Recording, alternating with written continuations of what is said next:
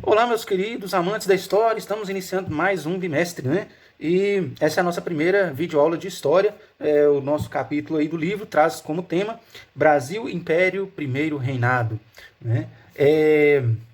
Quando nós falamos desse período, né, o Brasil, Império, Primeiro Reinado, nós estamos nos referindo ao período da história do Brasil que vai de 1822. E o que acontece em 1822? A independência do Brasil, né, 7 de setembro de 1822, como nós já estudamos. E vai até o ano 1831. O que acontece no ano 1831? Dom Pedro I volta para Portugal, tá certo? Então, esse governo de Dom Pedro I é aquilo que nós chamamos de primeiro reinado. Depois nós teremos o período regencial e o segundo reinado, que foi o reinado de Dom Pedro II. Né? Então, aqui nós estamos falando o reinado de Dom Pedro I, de 1822 a 1831. Então, a independência foi proclamada, né, em 7 de setembro de 1822, mas para que o Brasil se tornasse uma nação de fato, ele precisava, em primeiro lugar, desenvolver a economia. Então, o Brasil precisava ter uma economia forte para ser considerado um novo país. Né? Tinha que ser realmente independente economicamente. Né? Bom, nesse período, o Brasil passava por uma séria crise econômica. Né? Ele não produzia nada que fosse realmente lucrativo. O que nós tínhamos no Brasil? A produção de ouro, mas já estava em queda. Né? A produção de cana-de-açúcar não era um negócio tão lucrativo assim. Né? Então, isso não dava para sustentar toda a economia de um país. Né? Então, o primeiro desafio do imperador, Dom Pedro I, era resolver esses problemas econômicos. E como que Dom Pedro, quais foram as medidas que Dom Pedro tomou para isso? Né? Pegar empréstimos. Então, ele começou a pegar dinheiro emprestado com a Inglaterra. Tá certo? Além disso, né, além desse problema dessa crise econômica, ele ainda, né, o imperador ainda teve que lidar com uma forte oposição ao seu governo. Né? Então, principalmente nas regiões norte e nordeste. Né? Nessas regiões aconteceram diversas rebeliões, né, de brasileiros que se aliaram com portugueses, né, contra esse processo de independência do Brasil. Então, Dom Pedro II ele teve uma forte oposição ao seu governo. Beleza? E além de ter que se preocupar com essas rebeliões internas, Dom Pedro ele também precisava de um reconhecimento internacional. Né? Todo país, para ser considerado um país, ele tem que ser reconhecido como país pelos outros países. Senão, como é que ele vai estabelecer relações comerciais com esses outros países? Né?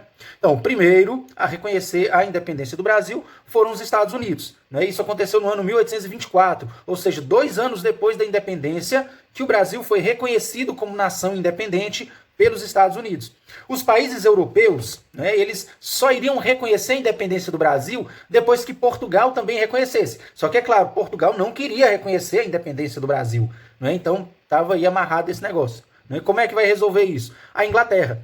A Inglaterra, que, né, já tinha emprestado dinheiro para Dom Pedro I, né, ela tinha interesse em que o Brasil se tornasse independente. E ela então se propôs intermediar essa negociação entre Brasil e Portugal, para que Portugal reconhecesse a independência do Brasil e, junto com Portugal, toda a Europa também reconhecesse. Né?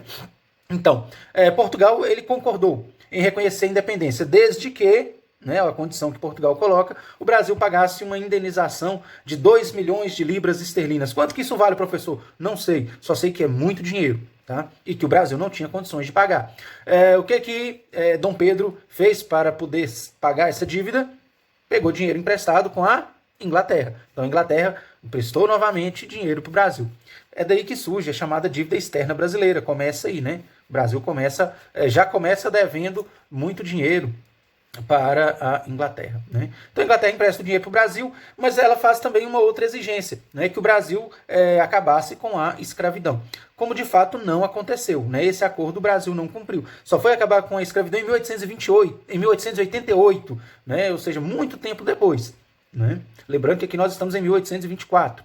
Mas a independência do Brasil ela foi então reconhecida por Portugal apenas em 1825. Beleza? Outra coisa que o Brasil precisaria ter, né, para ser reconhecido como um país independente é uma Constituição. Todo país tem uma Constituição. Né? Em 1823, Dom Pedro I ele convocou uma Assembleia Nacional Constituinte, né, onde foram eleitos 100 senadores. Estes 100 senadores tinham a missão de elaborar a Constituição brasileira. Só que as ideias defendidas pela maioria desses senadores eram ideias liberais demais. Né, e isso não agradou Dom Pedro. Né? Dom Pedro ele queria o poder centralizado nas suas mãos. Ele, né, tinha sido coroado como imperador do Brasil, então ele queria poderes de imperador. Não é? Então, o que aconteceu? Formou dois grupos dentro da Assembleia, dois partidos, né? De um lado, chamado Partido Brasileiro. O Partido Brasileiro ele era mais liberal, ele queria o poder mais dividido, né? Que o Brasil fosse uma monarquia, mas uma monarquia parlamentarista, onde as pessoas votassem nos seus governantes e tal. E havia o Partido Português. O Partido Português ele era mais conservador e defendia aquelas ideias do imperador, de ter o poder centralizado nas suas mãos. Como esses dois grupos não entraram em acordo, em 11 de novembro de 1823, Dom Pedro, num gesto autoritário, ele dissolveu a Assembleia, prendeu muitos dos deputados, né, eles foram presos, exilados e tal. O prédio lá da Assembleia foi cercado pelo exército, né, então foi a chamada Noite da Agonia, do dia 11 de novembro. Né. E depois disso, Dom Pedro formou um grupo só com os conservadores e aí elaborou a Constituição do jeitinho que ele queria. Né? Essa Constituição ela foi outorgada, né, por isso chamada Constituição outorgada, ou seja, foi imposta, né, ao país em 1824, ficou conhecida como Constituição de 1824, a primeira Constituição brasileira.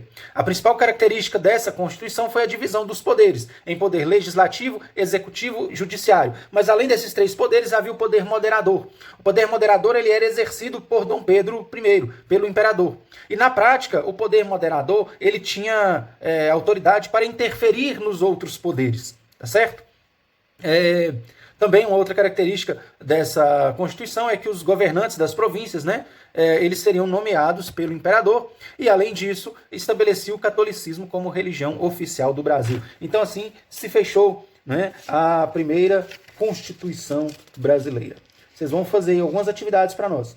Anotem aí, página 3, vocês vão fazer essa atividade que está aí na página 3, e na página 7, vocês vão fazer essa atividade que está aí na página 7. Nós vamos corrigir essas atividades no nosso próximo encontro, por vídeo chamada, que vai ser na quinta-feira. Bons estudos e até lá!